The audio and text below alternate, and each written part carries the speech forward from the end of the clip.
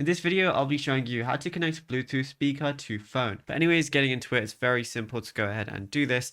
And you can do it on really any phone that you have. So what you want to do is go over to your settings application, then go over to connections or just find your Bluetooth area. So I'm going to go to Bluetooth right now.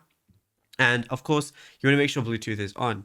Now, where it says available devices, you want to look for your speaker. However, whichever speaker you have, you basically want to go ahead and put it into pairing mode. Once it's in pairing mode and Bluetooth is on the top right, if you see a scan button, what you want to do is click scan. It's going to scan for any devices that are currently in pairing mode that are ready to connect with.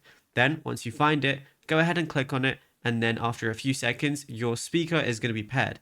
And basically what that means is anytime you're using like any application or you're playing any sound, instead of it coming out of your phone, it's going to come out of that Bluetooth speaker instead, which is of course what you want.